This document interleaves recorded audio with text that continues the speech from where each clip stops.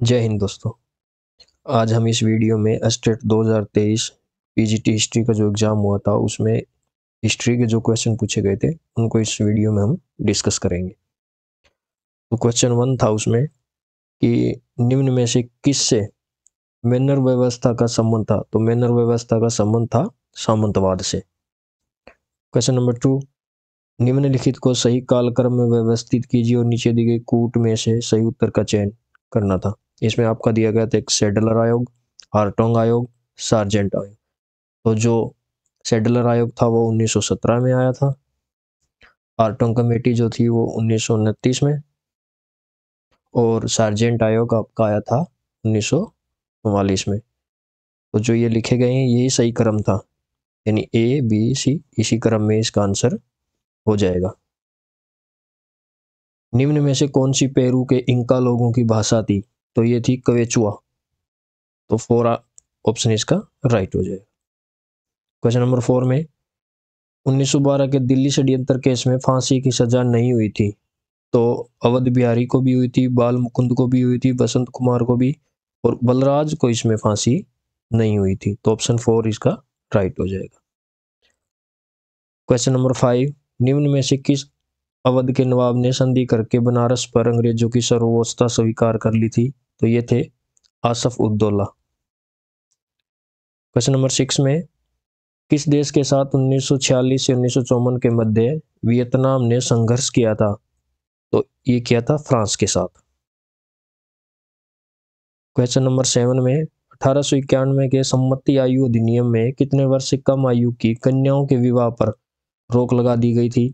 तो ये लगा दी गई थी 12 वर्ष से। 1930 में प्रस्तुत हाइट सेस जांच समिति का प्रतिवेदन किस उद्योग से संबंधित था। तो इसका संबंध था चमड़ा उद्योग से।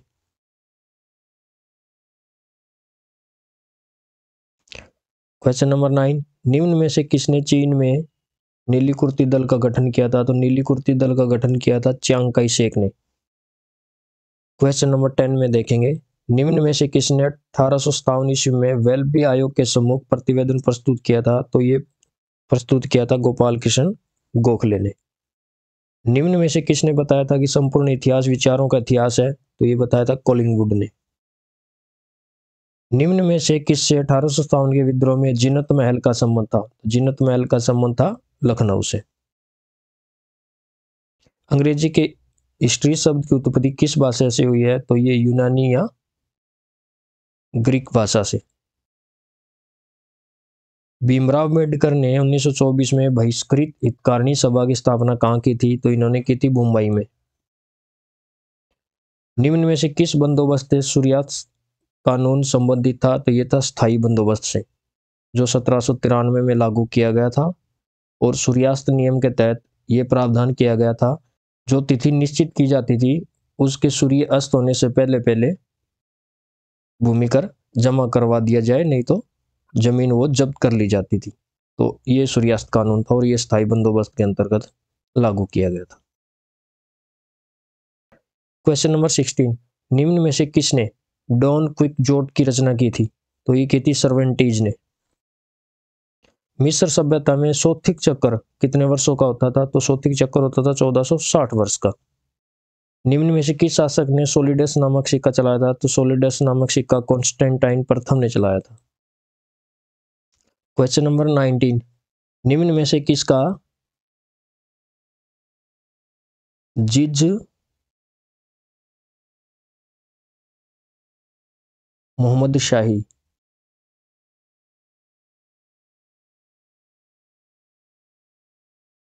जिज मोहम्मद शाही की रचना में योगदान था। तो ये योगदान था स्वाई जय सिंह का।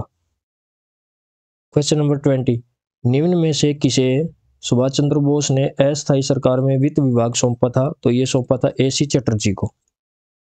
निम्न में से कौन इतिहास में जीवन गाथा पद्धति का प्रवर्तक था। कार्लाइल। क्वेश्चन नंबर 22, निम्न में से कौन सा या कौन से इतिहास शिक्षण में प्रदर्शनात्मक सामग्री का उदाहरण है। तो पाठ्य पुस्तक, श्यामपट, प्रतिरूप और चित्र। इनमें से दो, प्रतिरूप और चित्र यानी मॉडल और जो चित्र है वो प्रदर्शनात्मक सामग्री का एग्जाम्पल है। तो ऑप्शन C और D इसका राइट हो जाएगा। निम्नलिखित में से कौन सा युग्म असंगत है, यानी सही मिलान उसका नहीं हुआ है। तुमन 10,000 सैनिकों की इकाई मंगोलों के टाइम, ये भी ठीक है। याम सेनापति, ये गलत है। याम क्या होती थी? अरकारा पद्धति। अरकारा पद्धति को याम कहा जाता था। कुरिलताई उनकी परिषद होती थी, ये भी बिल्कुल ठीक है। यास उनकी एक विधि संहिता थी, ये भी सही मैच है। तो ऑप्शन नंबर 2 इसका राइट हो जाएगा। क्वेश्चन नंबर 24, किसने संविधान सभा में उद्देश्य प्रस्ताव पेश किया था? उद्देश्य प्रस्ताव पेश किया था जवाहरलाल नेहरू ने। 25, भारत सरकार ने किस देशी रियासत के विरुद्ध ऑपरेशन पोलो नामक सैनिक कार्रवाई की थी? तो ये की थी हैदराबाद के खिलाफ। क्वेश्चन नंबर 26, निम्न में से कौन मेसोपोटामिया सभ्यता से संबंधित नहीं था? जिगुरात भी था, किलाक्सर जो उनकी लिपि थी क्यूनिफॉर्म वो भी है, एमोराइट भी है, अखनातन नहीं है। अखनातन मिस्र की सभ्यता से संबंधित है।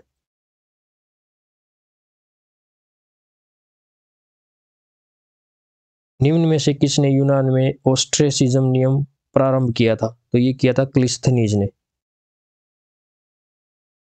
तहजीब उल अखलाक नामक पत्रिका का प्रकाशन किसने किया था? तो तहजीब उल अखलाक नामक पत्रिका का प्रकाशन सर सैयद अहमद खान ने किया था।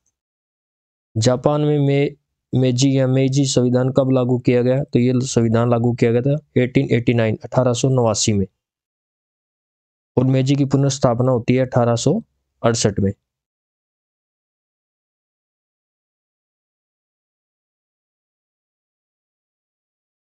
तो मेजी की पुनर्स्थापना पूछे तो 1868 में, लेकिन मेजी का जो संविधान लागू किया गया था वो किया गया था 1889 में। क्वेश्चन नंबर 30, निम्न में से किस कांग्रेस कार्यकारिणी समिति के प्रस्ताव से असहयोग आंदोलन बंद किया गया था? तो इसका आंसर होगा बारदोली। निम्न में से किस शासक ने अवंती को जीता था? तो अवंती को जीता था शिशुनाग ने। अवंती और वत्स को, अवंती और वत्स दोनों को जीता था शिशुनाग ने। क्वेश्चन नंबर 32, निम्न में से शाह मोहम्मद गौस की दरगाह कहाँ स्थित है? तो ये इनकी दरगाह स्थित है ग्वालियर में। क्वेश्चन नंबर 33, निम्न में से शाहजहां द्वारा कंधार में तीसरा अभियान किसके नेतृत्व में भेजा गया था? तो तीसरा अभियान भेजा गया था दारा शिकोह के नेतृत्व में 1653 में। इससे पहले 2 अभियान भेजे गए थे। पहला भेजा गया था 1649 में, दूसरा भेजा गया था 1652 में, और ये दोनों के दोनों अभियान भेजे गए थे औरंगजेब के नेतृत्व में। और तीसरा अभियान 1653 में किसके नेतृत्व में भेजा गया? दारा शिकोह के। क्वेश्चन नंबर 34, निम्न में से किस सुल्तान के शासनकाल में बगदाद के खलीफा ने दिल्ली सल्तनत को स्वतंत्र स्थिति की मान्यता प्रदान की थी? तो ये प्रदान की थी इल्तुतमिश के काल में। निम्न में से कौन सा सूर्य मंदिर नहीं है? तो मारतंड मंदिर भी सूर्य मंदिर है, मोढेरा भी सूर्य मंदिर है, कोणार्क भी सूर्य मंदिर है, किराडू ये सूर्य मंदिर नहीं, ये एक शिव मंदिर है।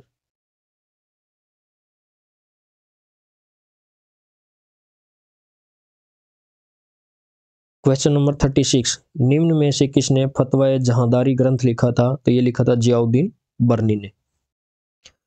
37, नासदीय सूक्त का निम्न में से किस वेद में उल्लेख मिलता है? तो ये मिलता है ऋग्वेद में। क्वेश्चन नंबर 38, निम्न में से खेती के लिए उपयुक्त भूमि कौन सी है? तो ये है क्षेत्र। इसके अलावा गुप्त काल में भूमि के जो अन्य प्रकार थे, क्षेत्र के अलावा क्षेत्र जो उपयुक्त जमीन होती थी खेती के लिए, वास्तु जो वास करने योग्य भूमि हो या मकान बनाने योग्य भूमि, गोचर चरागाह भूमि को बोलते थे, सिल जो भूमि जोती नहीं जाती थी, अपरहत बिना जोती गई जंगली भूमि को बोलते थे, अपर्दा विवादास्पद भूमि जिसे किसी को न दिया गया हो। तो ये गुप्त काल में भूमि के अन्य प्रकार थे। 39, निम्न में से कौन सा युग्म असंगत है? 1, भू अनुदानों की समाप्ति अलाउद्दीन खलजी। बिल्कुल ठीक है। समावर्तन फसल यानी फसलों को बदल बदल कर बोना, तो ये मोहम्मद बिन तुगलक ने किया था। और ऋण पंजिकाओं को रद्द कर दिया था फिरोज शाह तुगलक ने। तो इसका राइट होगा 3, वार्षिक राजस्व का अनुमान गयासुद्दीन तुगलक ने नहीं किया था। क्वेश्चन नंबर 40, सूची 1 और सूची 2 का मिलान करना है। हेमचंद्र, इन्होंने परिशिष्ट पर्व लिखा था। जिनसेन, आदि पुराण की। उदोदन सूरी, कुवलयमाला, हरिभद्र सूरी, समरादित्य कथा। तो ये चारों के चारों सही से मैच है, तो इनका आंसर हो जाएगा ऑप्शन नंबर 4, 1 2 3 4। 41, निम्न में से किससे ज्ञात होता है कि हर्षवर्धन ने वल्लभी शासक ध्रुवसेन द्वितीय को परास्त किया था, यानी हरा दिया था? तो ये जानकारी मिलती है हमें नवसारी ताम्रपत्र लेख से। सूची 1 और सूची 2 का मिलान करना है। तो दाऊद, चंदायन, कुतुबन, मृगावती, मंझन, मधुमालती, उस्मान, चित्रावली। ये बिल्कुल सही मैच है। राइट आंसर इसका ऑप्शन नंबर 1 हो जाएगा। 43, निम्नलिखित कथनों में से सही कथन आपको बताने। ए, कृष्णदेव राय सुलू वंश का शासक था। बी, अमुक्त मल्यद तमिल भाषा में लिखा गया ग्रंथ है। सी, विजयनगर प्रशासन में अथवन राजस्व विभाग था। तो इसमें से आपका जो सी ऑप्शन है वो राइट है, यानी जो विजयनगर प्रशासन में अथवन था वो राजस्व विभाग था, लेकिन कृष्णदेव राय सुलू वंश नहीं तुलु वंश से संबंधित थे। इसके अलावा अमुक्त मल्यद तमिल भाषा में नहीं लिखा गया है, ये लिखा गया आपका तेलुगु भाषा में। तो इसका राइट हो जाएगा एक सी ऑप्शन, यानी थर्ड ऑप्शन। निम्न में से रास पंचाध्यायी के लेखक कौन है? तो रास पंचाध्यायी के लेखक है नंददास। 45, निम्न में से किस राज्य में मध्य पाषाणकालीन स्थलों का टेरी समूह अवस्थित है? तो टेरी समूह अवस्थित है तमिलनाडु में। 46, किस ग्रंथ में 75 व्यवसायों का उल्लेख किया गया है? तो ये किया गया मिलिंद पन्हों में। 47, जफरगानी, जहांगीरी, खासा और चौतर, ये किससे संबंधित है? तो ये कपड़े से। 48 में निम्न में से किस स्थल से R37 कब्रिस्तान मिला था? तो ये मिला था हड़प्पा से। 49 में निम्न में से किस वर्ष शिवाजी का राज्याभिषेक समारोह हुआ था? तो ये हुआ था 1674 में। क्वेश्चन नंबर 50, हेलियोडोरस निम्न में से किसका राजदूत था? तो ये राजदूत था एंटियालसिड्स का, या इसको लिखा जाता है एंशियालसिदस, और इंग्लिश में होगा एंटियालसिड्स। 51, कवि राजशेखर किस राजवंश के दरबार में थे? तो ये प्रतिहार राजवंश के, और शासक का नाम था महिपाल।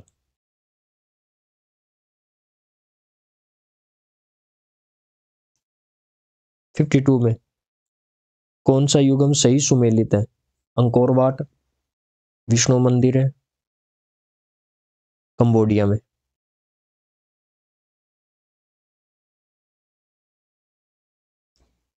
बोरोबुदर, बोरोबुदर मंदिर है, कंबोडिया में नहीं है ये है इंडोनेशिया में।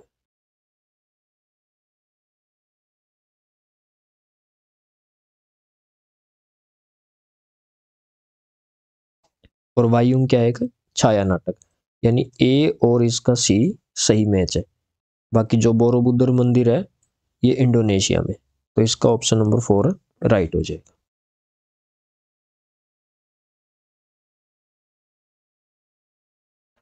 क्वेश्चन नंबर 53, कौन सा युग में सही सुमेलित है? आदिलाबाद किला, मोहम्मद बिन तुगलक, श्रीनगर, कुतुबुद्दीन ऐबक। ये बिल्कुल गलत है। श्रीनगर किसने बसाया था? अलाउद्दीन खिलजी ने।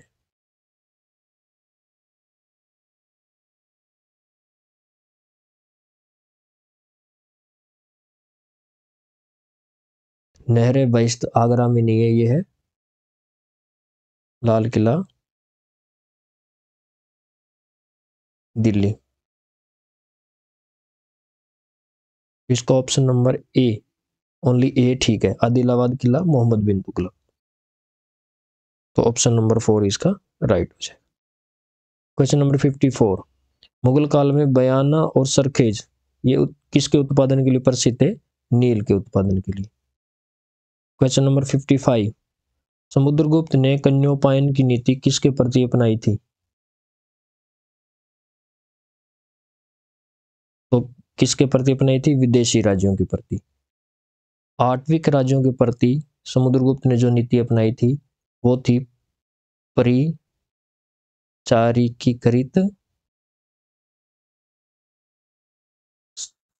सर्वाट्विक। ठीक है, आठविक राज्यों के प्रति परिचारिकीकृत सर्वाट्विक राज्य। और इसके अलावा जो आर्यवर्त थे, आर्यवर्त के जो 12 राजाओं को इसने हराया, इनके प्रति इसने जो नीति अपनाई थी वो थी राज्य परस्भोदरण की नीति।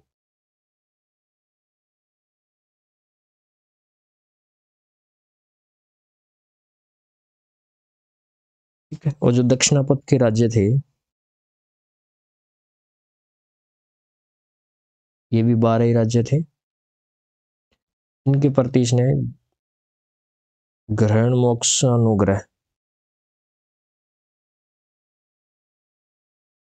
ग्रहण मोक्षानुग्रह की नीति अपनाई थी। क्वेश्चन नंबर 56, निम्न में से कौन सा युग्म सही सुमेलित है? तो कोयल, अलीगढ़ सही सुमेलित है। 22 ख्वाजा की चौखट, अजमेर ये नहीं है सही सुमेलित, ये है दिल्ली में। शिविर नगर, बर्नियर ये बिल्कुल सही मैच है। जो मुगल काल में जो शहर थे उनको बर्नियर ने शिविर नगर बोला था। तो इसका ए और सी बिल्कुल सही मैच है। 22 ख्वाजा की चौखट दिल्ली में, तो ऑप्शन नंबर 2 ए और सी इसका राइट आंसर होगा। क्वेश्चन नंबर 57, कौन से कथन सही है? समाहर्ता का वेतन 24,000 पर्ण था। बी, रोमिंदई अभिलेख में कर का उल्लेख मिलता है। सी, मेगस्थनीज के अनुसार पाटलिपुत्र के नगर प्रशासन की प्रत्येक समिति में 6 सदस्य थे। तो इसका ऑप्शन ए और बी इसका राइट है, सी गलत है, क्योंकि मेगस्थनीज के अनुसार पाटलिपुत्र के नगर प्रशासन की प्रत्येक समिति में 5 सदस्य थे और 6 समितियां बनी हुई थी, लेकिन सदस्य प्रत्येक समिति में कितने थे? 5। तो ऑप्शन नंबर 2 इसका राइट हो जाए। क्वेश्चन नंबर 58, कथावथु का संकलन किस बौद्ध संगीति में किया गया था? तो ये किया गया था तृतीय बौद्ध संगीति में। और तृतीय बौद्ध संगीति कहाँ हुई थी? पाटलिपुत्र में।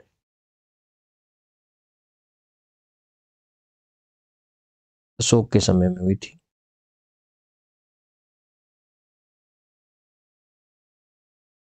कथावतु का संकलन तृतीय बौद्ध संगीति में किया गया। क्वेश्चन नंबर 59, निम्न में से किस चोल शासक के उत्तर मेरू अभिलेख में ग्रामीण प्रशासन का विवरण मिलता है? तो ग्रामीण प्रशासन का विवरण मिलता है प्रांतक प्रथम का जो उत्तर मेरू अभिलेख है उसमें मिलता है। तो ऑप्शन नंबर 2 इसका राइट हो जाएगा। क्वेश्चन नंबर 60, निम्न में से किस राजवंश से सपादलक्ष का संबंध था? तो ये था चौहान वंश से। तो ये एस्टेट 2023 में 60% इतिहास से यानी हिस्ट्री से पूछे गए थे। तो आज की वीडियो में इतना ही। Thank you.